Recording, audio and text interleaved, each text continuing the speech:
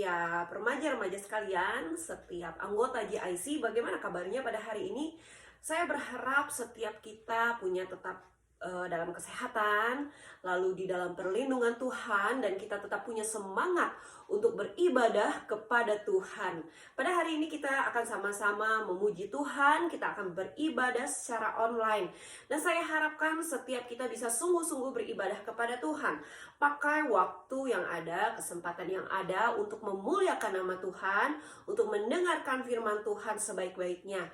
Nah, remaja sekalian, saya ingin menyampaikan bagi setiap kita usia yang 15 tahun ke atas boleh datang beribadah ke gereja. Nanti daftarlah ke Lause Willy atau kepada penginjil Willy, atau boleh juga kalau kalian punya nomor HP saya boleh WA kepada saya.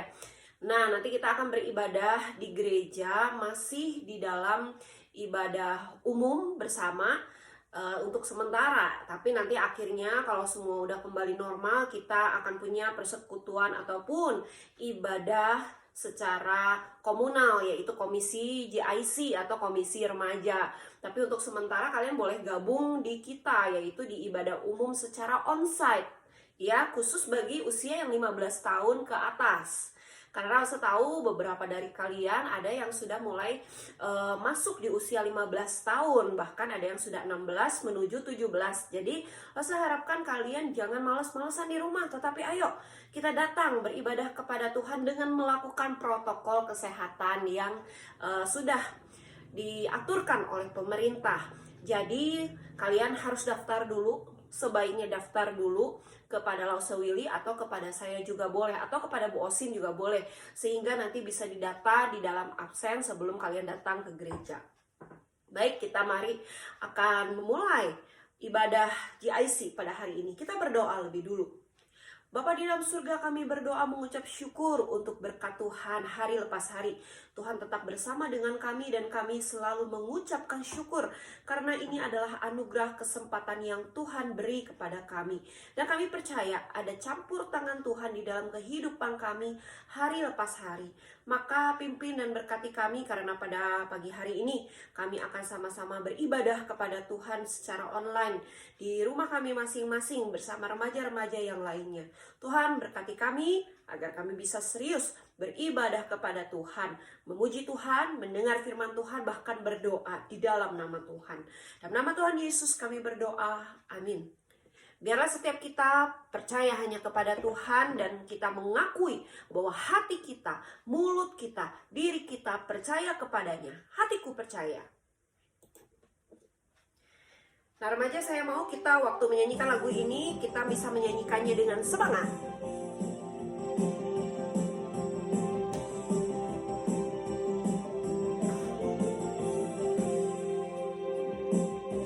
Tuhanlah kekuatan dan mazmurku,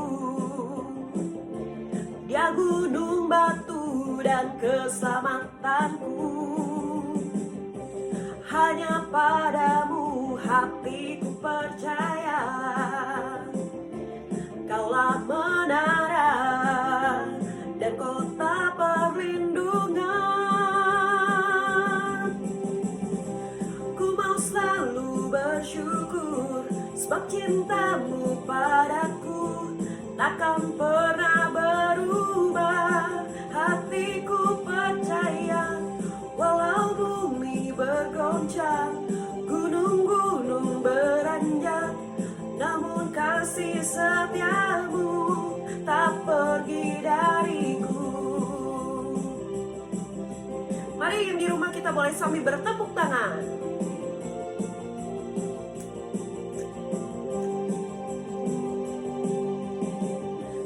Tuhanlah kekuatan dan mazmurku, Dia gunung batu dan keselamatanku. Hanya padamu hatiku percaya, Kaulah menara dan kota perlindungan. Ku mau selalu bersyukur sebab cintamu padaku takkan pernah berubah. Hatiku percaya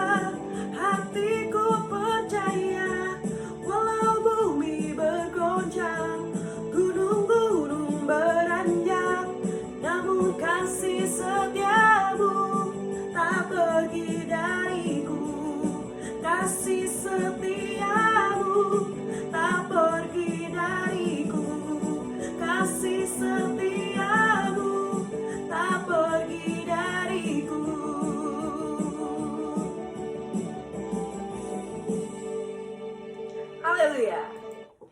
Sebentar kita akan sama-sama mendengarkan firman Tuhan. Hari ini kita akan masuk di dalam perkataan Yesus di atas kayu salib yang ketiga, dan ini menarik sekali bagi setiap kita. Kalau kita baca mungkin hanya sekedar, dan kita mungkin hanya lihat, hanya menyerahkan Maria ibunya kepada Yohanes, begitu kan ya. Tetapi ternyata ada makna yang mendalam, dan ini menarik sekali untuk kita pelajari. Khususnya kalian kaum remaja harus benar-benar belajar agar mengerti makna dari perkataan Yesus itu penting sekali. Bukan hanya sekedar, tetapi ada makna terdalam di dalam perkataan-perkataan Yesus. Firman itu sudah menjadi manusia, dan firman itu ada di antara kita.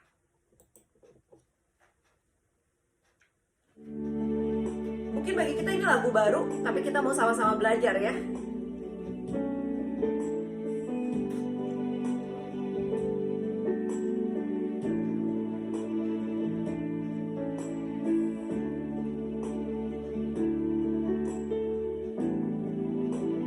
Jadi manusia yang di antara kita, ada hidup terang bagi manusia. Engkau datang bagi kepunyaanmu.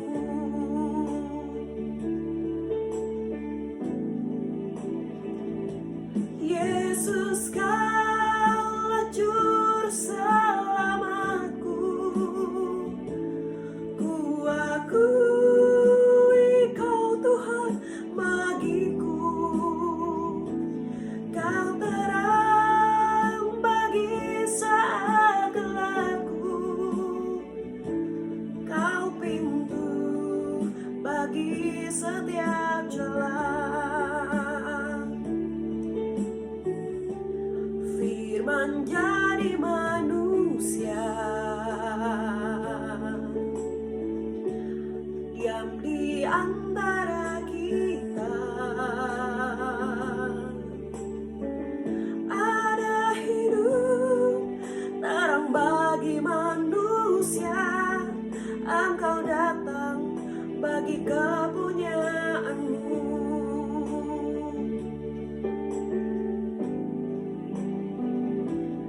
Yesus, Kaulah juru selamatku. Ku akui Kau Tuhan bagiku. Kau terang bagi saat gelapku. Kau pintu bagi setiap jalan. Yesus, Kaulah juru selamatku. Ku akui Kau Tuhan bagiku. Kau terang bagi saat gelapku. Kau pintu bagi setiap jalan.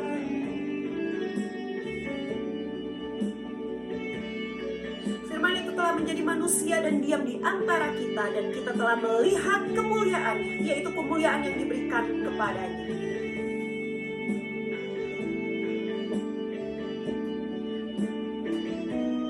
Yesus, Kaulah juru selamatku. Ku akui Kau Tuhan bagiku. Kau terang bagi saat gelapku. Kau pintu bagi setiap jalan. Kau pintu bagi setiap jalan. Kau pintu bagi setiap jalan.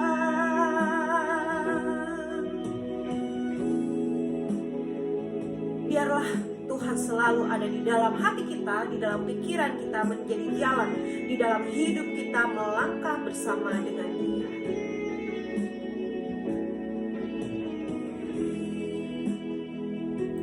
Mari kita sama-sama masuk di dalam doa sebelum kita mendengarkan firman Tuhan.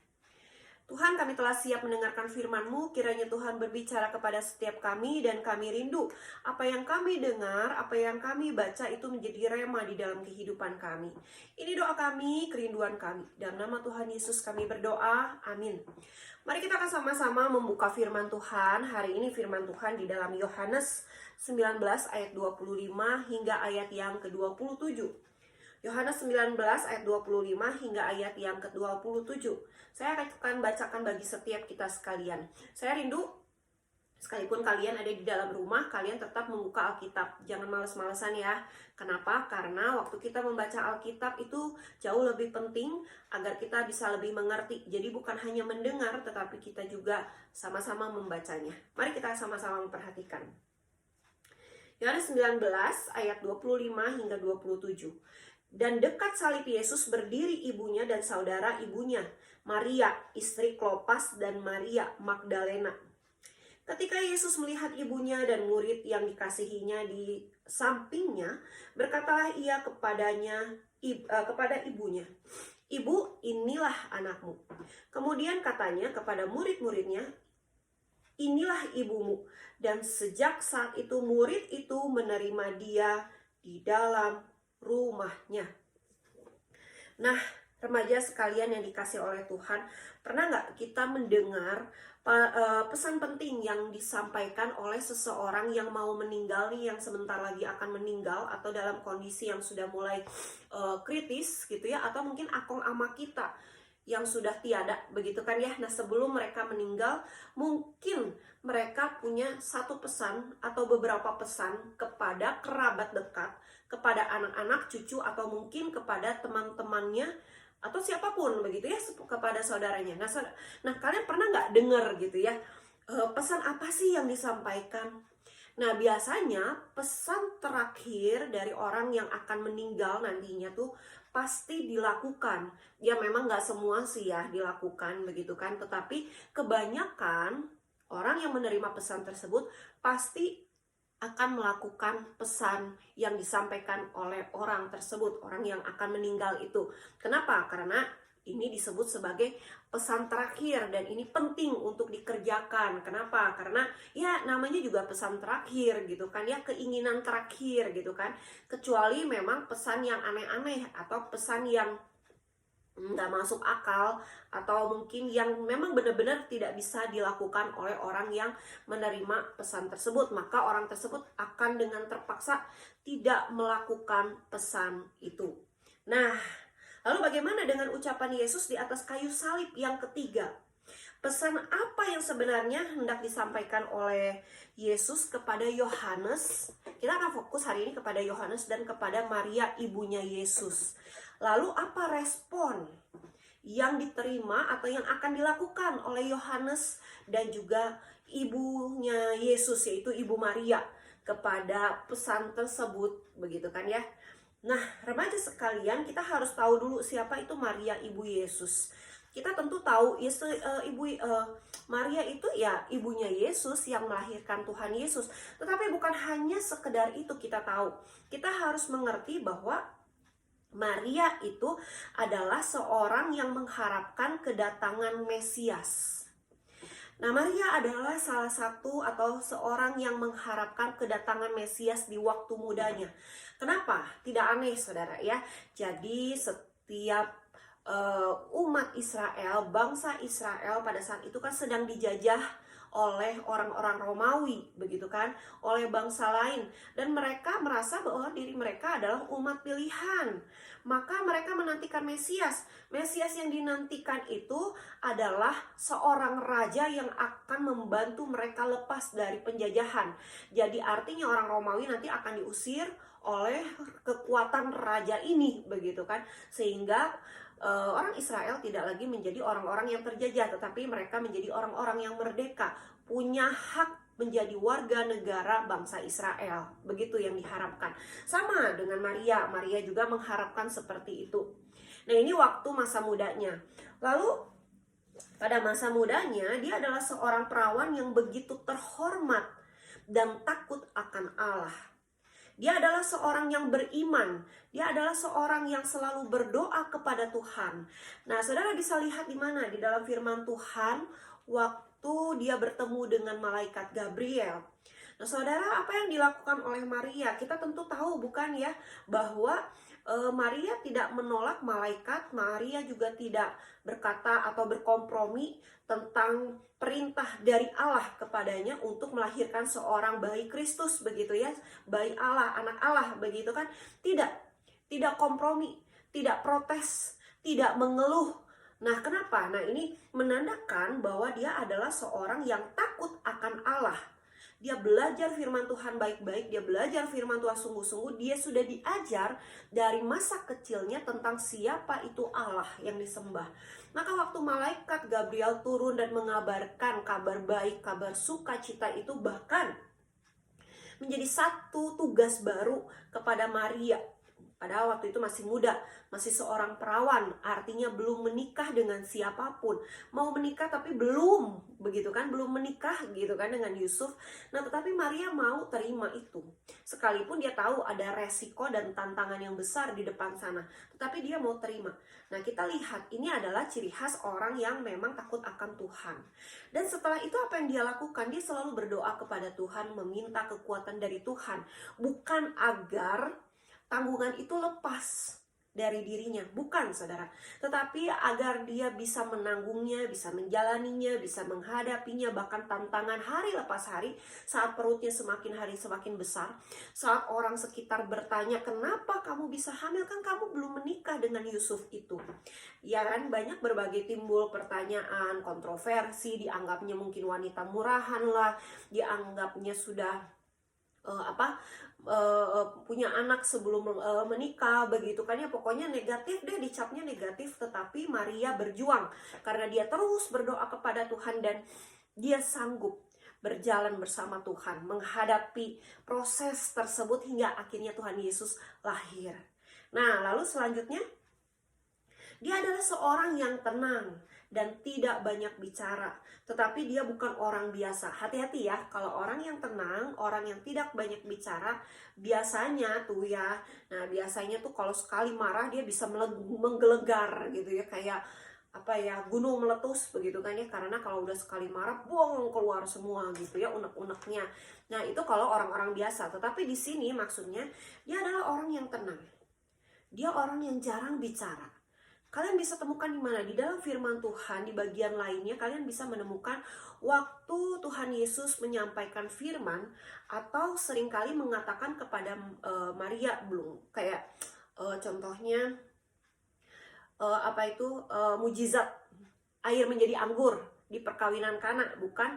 Lalu Tuhan Yesus mengatakan belum saatnya gitu kan ya, waktu si Maria meminta tolong dong, ini nih anggurnya habis gitu kan, atau udah hampir habis, tolong dong Yesus lakukan sesuatu gitu kan ya, karena dia tahu ini adalah anak Allah, bisa melakukan segala macam begitu kan ya, tolong dong. Tapi Yesus berkata, ini belum waktunya, ini belum saatnya, begitu kan ya, tunggu nanti ada saatnya gitu kan. Sampai akhirnya Tuhan Yesus mengubah air menjadi anggur sesuai dengan waktunya, sesuai dengan saatnya.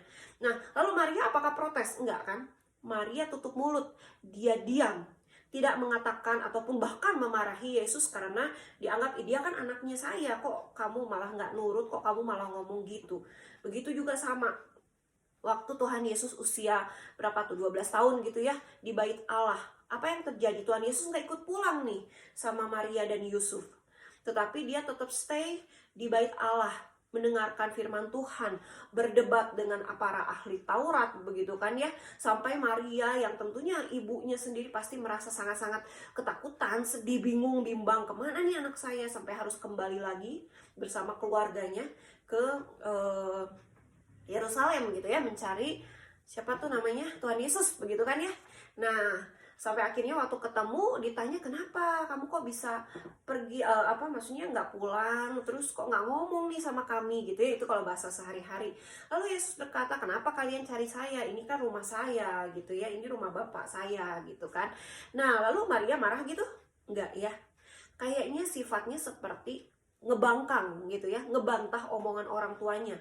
Harusnya ngaku, iya saya salah gitu kan, saya pulang aja ikut dengan keluarga saya, tapi ini enggak.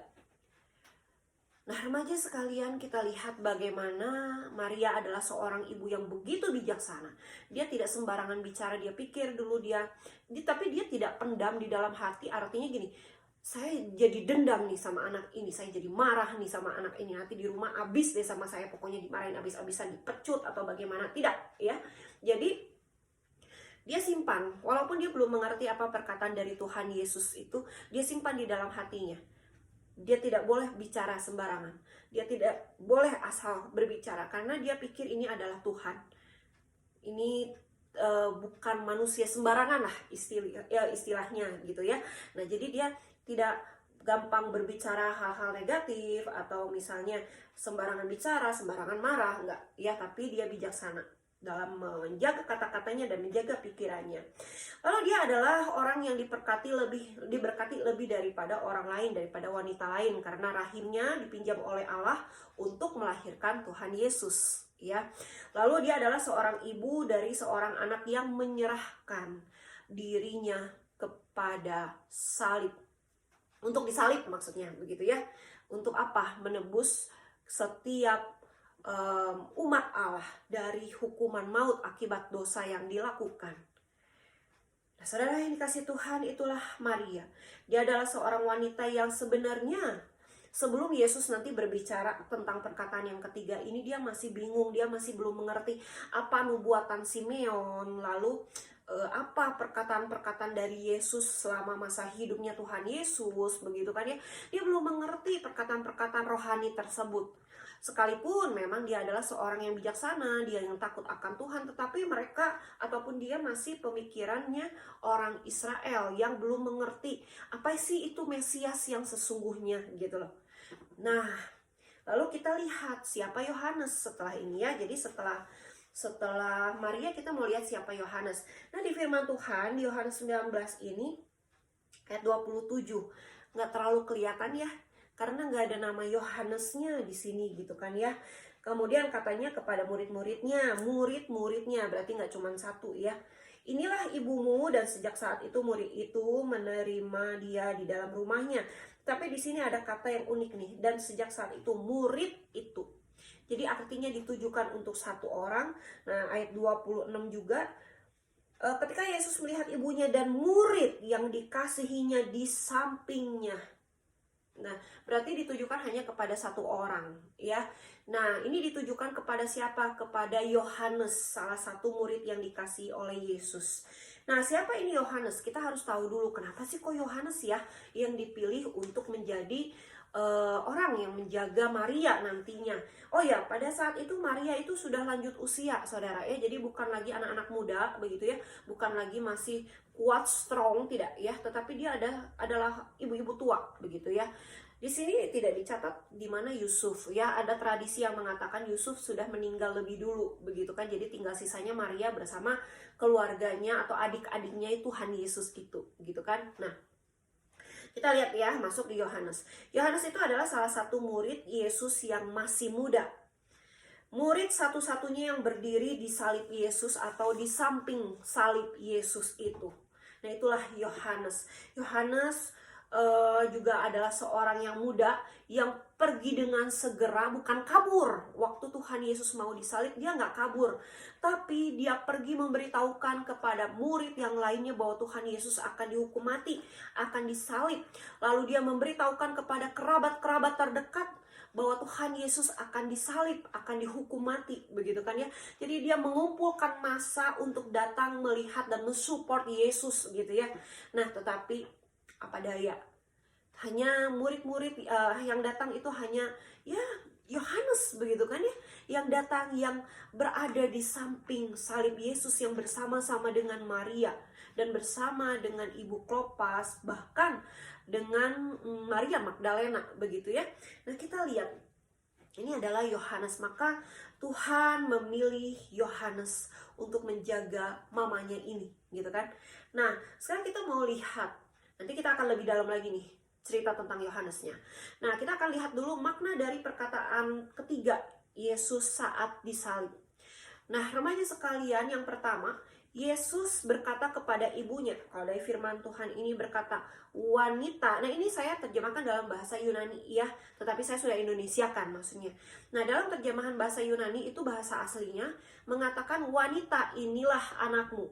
Kalau firman Tuhan di Alkitab kita di Indonesia, Yesus itu mengatakan, ibu, inilah anakmu di ayat 26, bukan? Tetapi kalau di terjemahan Yunani, di bahasa aslinya, mengatakan, wanita, inilah anakmu. Wow, ada sesuatu yang menarik dari kata wanita itu. Saudara, wanita, kenapa diomonginnya wanita ya, gitu ya, bukan diomonginnya ibu, sedangkan jelaskan itu adalah ibu Yesus. Yesus di sini ingin menunjukkan bahwa dalam perkataan ini ada pengungkapan hubungan antara ilahi dengan manusia. Yesus yang adalah Allah dan pencipta bagi Maria dan bahkan bagi manusia lainnya. Jadi ada bukan jarak ya, tetapi Tuhan Yesus ingin menyampaikan, hei kamu seorang wanita, yaitu kamu adalah orang yang saya ciptakan, begitu kan? Saya adalah penciptamu, begitu. Nah, itu untuk memberitahukan dan mengembalikan lagi hubungan yang seharusnya seperti apa, agar Maria mengerti, engkau adalah ciptaanku. Aku hanya meminjam rahimmu untuk melahirkan aku, begitu kan? Itu kalau mau dibahasakan ya. Tetapi Yesus di sini gitu ya ingin memperlihatkan dalam hubungan manusiawi juga Yesus pernah meminjam rahim Maria itu kan. Nah, sebagai Allah, Yesus memberi perintah kepada ciptaannya, memberi perintah kepada Maria sebagai ciptaannya. Jadi pada saat itu Maria mengerti, terbuka akhirnya hati dan pikirannya selama ini siapa itu Mesias. Selama ini bagaimana saya mencerna perkataan Tuhan Yesus yang adalah anak saya sendiri. Punya perkataan firman itu begitu dalam, begitu hebat, begitu kuat, tapi saya kok nggak ngerti ya. Saya juga nggak ngerti dulu Simeon itu ya, yang memberkati Tuhan Yesus gitu ya, waktu Yesus masih kecil sekali begitu kan ya. Nah, Simeon pernah bernubuat tentang Tuhan Yesus ini, tapi Maria nggak mengerti dan dia menyimpannya di dalam hati, gitu kan? Nah, disinilah Maria akhirnya terbuka pikiran dan hatinya. Apa yang dia mengerti? Dia mengerti bahwa Yesus sebagai juru selamat yang memang harus mati di salib demi menebus umatnya akibat dosa. Jadi dia mulai mengerti nih, oh iya ya, Yesus itu Allah kan? Yesus itu adalah Allah dan juru selamat. Dia memang nanti harus mati di atas kayu salib. Dia ingat lagi tuh, flashback tuh dengan perkataan-perkataan Yesus sebelumnya selama Yesus melayani, begitu kan? Waktu Yesus masih kecil pun, bahkan orang-orang sekitar, bahkan Ibu Elizabeth begitu ya juga sama mengatakan sesuatu yang membuat dia bingung, apa sih maksudnya gitu ya. Tapi sekarang dia mengerti, oh iya ya, ternyata Yesus adalah Allah dan juru selamat yang memang harus mati di salib untuk menebus umat manusia dari hukuman maut akibat dosa. Menarik bukan? Begitu dalam firman Tuhan. Kalau kita belajar baik-baik, kita bisa memperdalam firman Tuhan ini. Lalu Maria harus mengambil sikap yang benar di dalam relasi kekekalan. Ya, Maria menyadari dirinya hanyalah pengikut Yesus saja. Maksudnya pengikut Yesus, dia adalah umat Allah, begitu kan? Maria dalam pemikirannya yang super rasional antara Yesus sebagai anak dan Yesus sebagai juru selamatnya.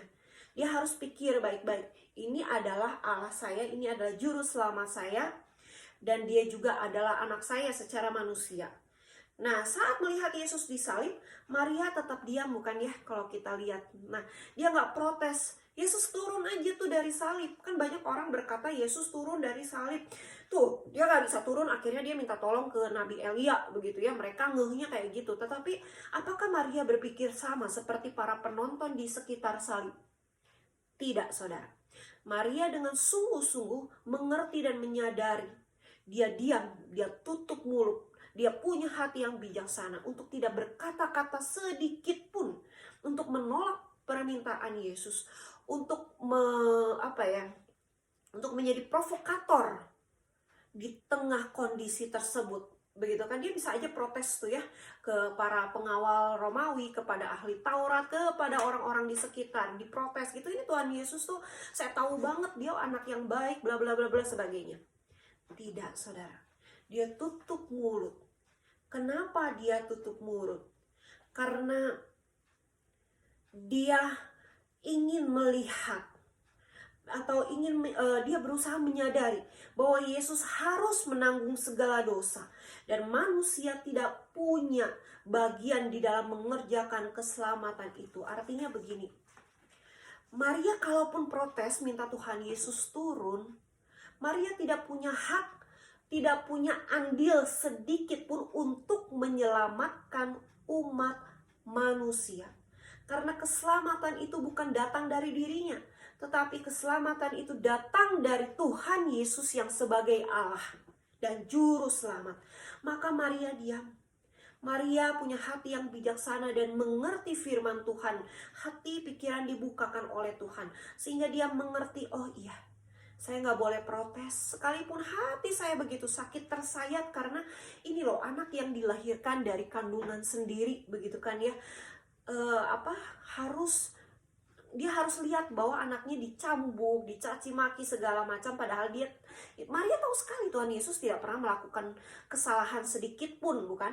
Nah, tetapi dia harus lihat seorang yang tidak bersalah halus disalib, tapi dia diam karena dia tahu Tuhan Yesus harus tanggung itu semua dan dia tidak punya andil sedikit pun untuk menjadi juru selamat atau bantu Yesus untuk menjadi juru selamat. Tidak. Tuhan Yesus benar-benar juru selamat, bukan yang lain. Nah, ini firman Tuhan menarik, bukan? Lalu yang kedua kita lihat, Yesus berkata kepada Yohanes, inilah ibumu. Di sini dikatakan ya di ayat 27. Nah, maknanya apa? Sebagai Allah, Yesus juga menunjukkan perintah kepada Yohanes untuk merawat Maria yang sudah lanjut usia itu. Yesus tahu bahwa Maria itu sangat membutuhkan orang yang bisa mendampingi kehidupannya sampai akhir hayatnya. Siapa yang bisa mendampingi dan siapa yang bisa dia percaya? Yaitu Yohanes untuk merawat Maria pada masa tuanya. Saudara, Yesus sebagai anak yang dilahirkan di bawah hukum Taurat. Ya, dia tahu hukum Taurat, bukan? Karena di perjanjian lama di dalam Keluaran 20 ayat 12 mengatakan ya harus menghormati orang tuamu, ya kan? Nah, maka Yesus sendiri melakukan perintah itu. Sekalipun dia ada disalib di sana, dia memikirkan kondisi Maria ke depannya bakal bagaimana nih, karena dia tahu kondisi Maria akan seperti apa. Maka Yesus meminta tolong kepada Yohanes, atau memberi perintah ya, tepatnya memberi perintah lah ya, bukan meminta tolong, karena ini posisinya antara Allah dengan manusia. Jadi memberikan perintah, kalau minta tolong artinya dia nggak sanggup, beda ya. Ini perintah antara Allah dengan Yohanes sebagai manusia, sebagai ciptaan. Memberi perintah untuk menjaga ibunya Yesus ini, yaitu Ibu Maria. Nah, dia melakukan, atau Yesus sedang melakukan hukum Taurat. Ia tetap mengerjakan atau menjalankan hukum Taurat sekalipun dia sudah hampir meninggal di sana, gitu kan ya. Dia harus menghormati Maria sebagai ibunya. Di dalam kemanusiaannya, dia sebagai anak dari Maria, dia harus pikir nanti mama saya siapa sih yang jaga, gitu ya. Makanya dia serahkan kepada Yohanes. Nah, kenapa Yesus ini memilih Yohanes untuk merawat Maria? Nah, ini menarik. Yohanes itu adalah murid yang paling muda di antara murid-murid Tuhan Yesus lainnya. Maka Yesus berpikir bahwa Yohanes ini cocok nih untuk menjaga Maria ke depannya, dan pasti usianya cukup panjang begitu ya untuk menjaga Maria hingga akhirnya Maria meninggal, begitu kan. Dan tradisi memang mengatakan bahwa akhirnya Maria ikut ke rumah Yohanes, tinggal di sana hingga akhir hayatnya. Setelah itu akhirnya Yohanes pergi mengabarkan firman ke Efesus setelah Maria tiada, begitu kan.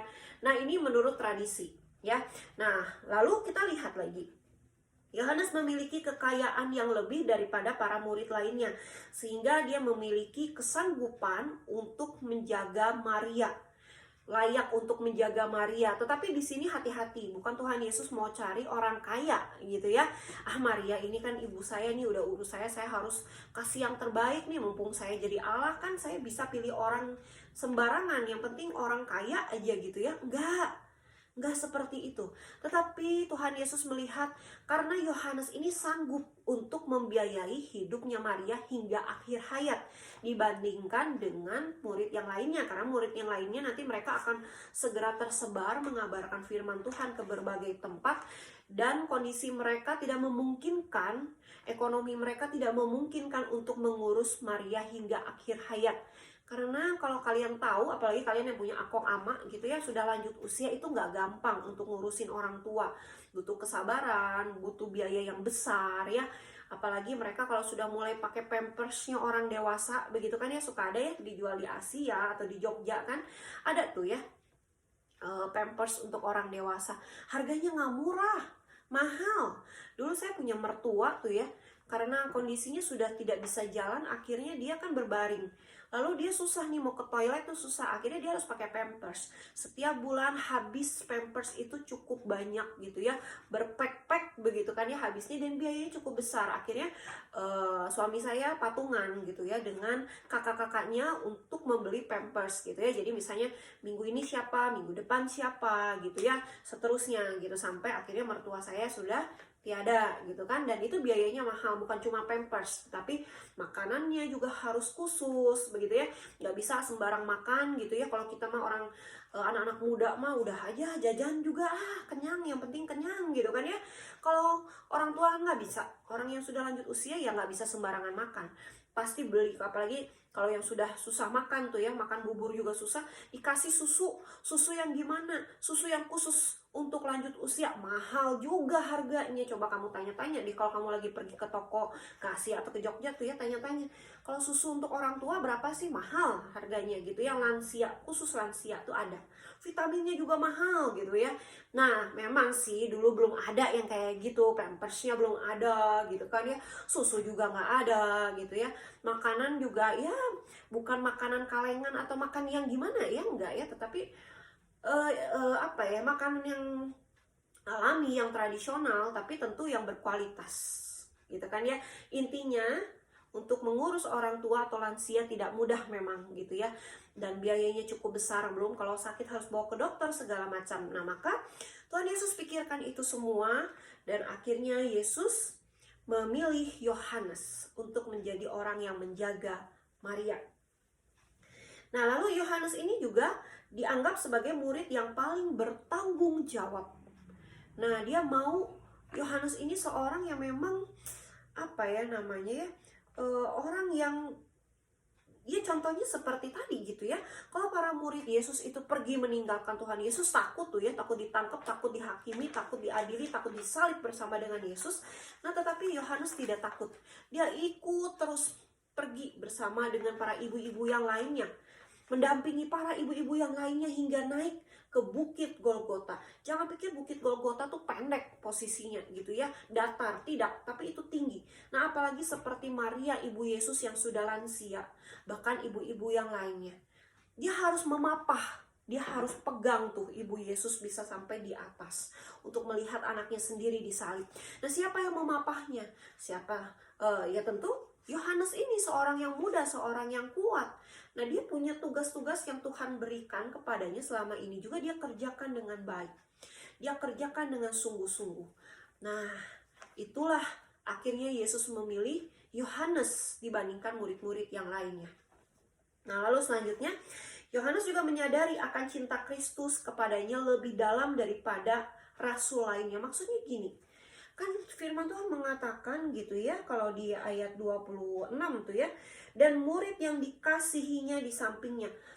Arti murid yang dikasihinya ini, saudara yang dikasih Tuhan, ini kitab Yohanes yang menuliskan, adalah Yohanes yang menjaga Maria ibu Yesus ini sampai masa tuanya.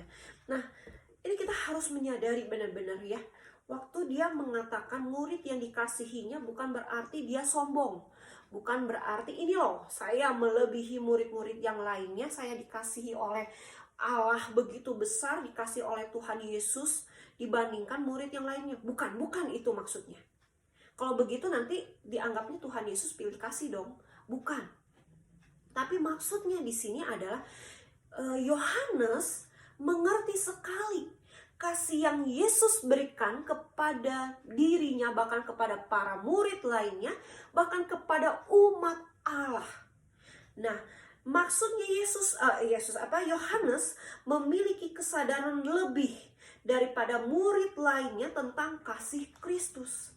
Maka dia seringkali disebut rasul yang punya kasih, rasul, sang rasul, pemberita kasih. Saudara kalau baca firman Tuhan di dalam Yohanes ini, bahkan di 1, 2, dan 3 Yohanes, semua cerita tentang kasih.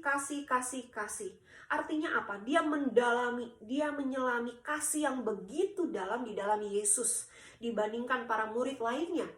Lalu apakah para murid lainnya tidak sedalam Yohanes untuk dikasih oleh Allah? Tidak, Allah sama mengasihi mereka. Tetapi Yohanes begitu menyelami, bahkan dia menyadari, saya adalah orang yang paling beruntung karena saya dikasihi Allah dan saya mengerti sekali betapa besar kasih Allah di dalam hidup saya.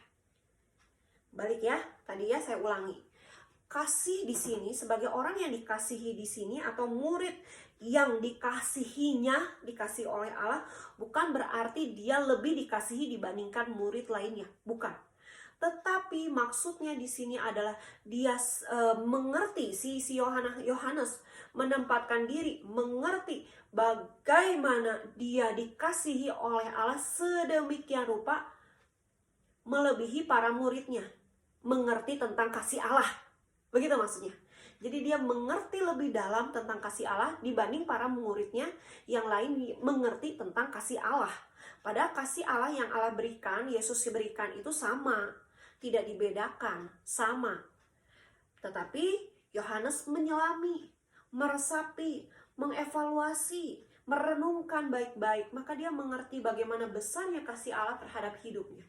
Karena orang sekarang banyak sekali ingin melihat berkat Allah, ingin melihat mujizat Allah, tapi tidak mau merasakan kasih Allah. Dia tahu ada kasih Allah di dalam kehidupannya, tetapi dia tidak pernah mau meresapinya, dia tidak pernah mau menyelaminya, merenungkannya, mengevaluasikan di dalam hidupnya. Yang penting saya memperoleh berkat. Yang penting saya. Dia tidak mau lihat bagaimana kasih Allah yang begitu besar sudah dicurahkan ke dalam kehidupan orang tersebut. Nah, tetapi Yohanes ini benar-benar meresapi kasih Allah. Ya. Nah, lalu kita lihat bagaimana respon Maria dan Yohanes setelah melihat dan mendengar perkataan dari Tuhan Yesus ini. Setelah mereka mendengar pesan atau perintah dari Yesus ini. Apa yang dilakukan? Maria dan Yohanes mendengarkan dan melakukannya dengan taat. Nah, perkataan ketiga ini berarti bahwa Tuhan mau supaya setiap orang yang sudah menyadari cinta kasih Tuhan di dalam kehidupannya, di dalam dirinya, juga mau menanggung suatu beban tanggung jawab tugas dari Tuhan. Jadi bukan hanya engkau menerima kasih dari Tuhan, kasih dari Tuhan, tetapi engkau juga mau menanggung tugas tanggung jawab yang Tuhan berikan kepada kita. Nah, itu sudah dicontohkan oleh siapa? Oleh Yohanes dan juga oleh Ibu Yesus. Mereka tidak kompromi, mereka tidak protes, mereka tidak marah, tidak. Tapi mereka mau taat. Bukan karena sekedar ini pesan terakhir dari Tuhan Yesus sebelum mati di kayu salib, bukan. Tetapi mereka menyadari ini loh Allah saya. Allah yang agung yang sudah mengasihi saya sedemikian rupa. Maka saya harus taat terhadap perintahnya. Bukan hanya sekedar suatu pesan yang nanti bisa dilakukan atau tidak dilakukan setelah Tuhan Yesus meninggal. Tetapi ini wajib untuk mereka lakukan dengan kesadaran. Bukan jadi beban hidup mereka, tetapi menjadi kesadaran di dalam diri bahwa Tuhan Yesus begitu mengasihi, begitu memperhatikan. Bahkan di salib masih bisa memikirkan kondisi Maria. Di salib masih bisa memberi tugas tanggung jawab yang begitu berharga, yang begitu indah, yang Yesus bisa lakukan sendiri sebenarnya, begitu kan ya, untuk menjaga Maria karena dia adalah Allah. Apapun bisa dilakukan, bukan?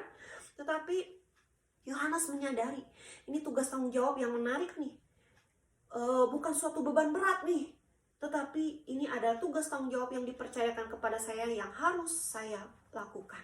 Nah, siapa saja yang sudah mengalami salib dan cinta kasih Tuhan, maka ia akan meninggikan Yesus dan menanggung beban serta resiko di hadapan Tuhan seumur hidupnya. Inilah ciri-ciri orang yang memang sudah mengalami salib, merasakan salibnya Kristus dan cinta kasih Tuhan Yesus. Bukan berarti engkau nanti pergi ke sana, engkau disalib di sana, merasakan sakit, dipaku, segala macam, tidak. Tetapi waktu engkau sudah melihat salib dan engkau sudah menyadari betapa indahnya salib itu, betapa besarnya cinta kasih Tuhan Yesus kepada dirimu, maka engkau akan meninggikan Yesus dan menanggung beban serta resiko di hadapan Tuhan seumur hidupnya. Untuk apa? Untuk menyatakan kebenaran, menyatakan firman, untuk bertahan di dalam Tuhan. Nah, lalu orang yang percaya akan bersungguh-sungguh melayani Tuhan. Pelayanan yang dilakukan bermutu, berkualitas baik, berkualitas benar, bertanggung jawab di hadapan Tuhan, berani dan rela berkorban untuk Tuhan, dan juga tidak gila hormat. Ini adalah ciri-ciri orang yang sudah mengalami salib, merasakan cinta kasih Tuhan. Sudah dicontohkan oleh siapa? Yohanes dan Maria. Maka aplikasi bagi kita hari ini apa? Mari kita sebagai remaja semakin menyadari kasih Yesus melalui pengorbanannya di atas kayu salib. Caranya gimana? Semakin mengasihi Tuhan dengan sungguh-sungguh, semakin mencintai Dia. Waktunya kita beribadah, kita ibadah dengan sungguh-sungguh, bukan karena tugas tanggung jawab saya harus isi buku sekolah minggu, bukan begitu ya. Tetapi dari hati menyadari Tuhan Yesus sudah mati untuk saya, Tuhan Yesus sangat mengasihi saya, maka saya harus semakin mengasihi Dia dengan kesungguhan hati saya, kesungguhan hidup saya, sepenuh hidup saya di dalam Dia. Lalu yang kedua, mari kita melayani Tuhan dengan serius, dengan kualitas yang baik, dan bertanggung jawab agar nama Tuhan dimuliakan. Kalian yang belum melayani Tuhan, mulai melayani Tuhan. Jangan males-malesan. Jangan berkata nanti kalau saya sudah pemuda, nanti kalau saya sudah usia dewasa, atau saya bahkan sudah lansia, saya baru mau melayani Tuhan. Jangan tunda waktu itu, karena waktu itu terus berjalan begitu cepat. Kalau kalian sudah terlewat masa-masa kalian untuk melayani Tuhan, maka kalian akan menyesal. Dari sekarang, mulai membina diri, mendisiplinkan diri, melayani Tuhan. Lalu melayani Tuhan jangan dengan asal-asalan. Nanti kalau kalian sudah balik lagi ke GIC, begitu ya, kalian akan mulai pelayanan lagi, begitu kan? Yang bagian liturgos, bagian pemusik, bagian petugas LCD, proyektor, begitu ya. Kalian kerjakan pelayanan itu dengan sungguh, dengan serius, dengan kualitas yang baik. Kualitas yang baik ini artinya ya, saya mah biasa aja gitu ya, saya bisanya cuma segini doang gitu ya. Nah, bukan seperti itu, tapi kalian memacu diri terus hingga akhirnya menjadi seperti yang Tuhan mau. Menjadi liturgos yang terbaik, menjadi pemusik yang terbaik. Harus apa? Belajar, berlatih terus menerus, karena Tuhan memberi talenta itu kepada kalian. Tuhan memberi karunia itu kepada kalian untuk kalian kerjakan dengan baik, dengan sungguh-sungguh. Sekalipun bagian penyambutan, bagian kolektan, atau bagian LCD yang dianggapnya aduh kayaknya nggak ada apa-apa gitu ya, padahal itu ada apa-apanya loh gitu ya. Padahal itu berarti loh di mata Tuhan. Kerjakan itu dengan baik. Bagaimana cara menyambut teman yang baik? Bagaimana saya cara menyapa orang dengan baik? Bagaimana saya mengedarkan kantong kolekte dengan sopan atau lain sebagainya? Kan banyak cara untuk kita pelajari baik-baik sehingga pelayanan kita bermutu, berkualitas di hadapan Tuhan. Dan kita juga rela berkorban untuk Tuhan. Sekarang bukan berkorban nyawa ya, tapi berkorban waktu saja sulit gitu kan ya. Nah, belajar melayani Tuhan, kita harus mengorbankan waktu kita, tenaga kita, pikiran kita. Tapi kita harus lakukan itu semua agar apa? Agar nama Tuhan dimuliakan. Mari jadilah remaja-remaja yang berkualitas di dalam Tuhan. Kiranya firman Tuhan jadi berkat bagi setiap kita, dan mari kita berdoa. Tuhan di dalam surga, kami mengucap syukur. Melalui perkataan yang ketiga, kami disadarkan siapa Engkau yang adalah Mesias di dalam kehidupan kami.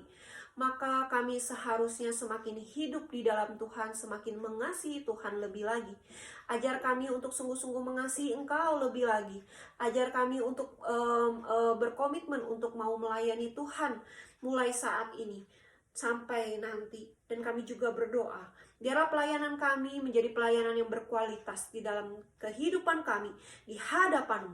Ini doa kerinduan kami. Sebentar kami akan melakukan segala aktivitas tugas kami. Kami juga mungkin masih ada yang PTS. Tuhan bantu kami untuk bisa mempelajari pelajaran dengan baik, dengan sungguh-sungguh. Dalam nama Tuhan Yesus kami berdoa. Amin. Baik, sampai jumpa lagi di waktu yang mendatang, dan saya rindu setiap kita bisa tetap setia beribadah kepada Tuhan.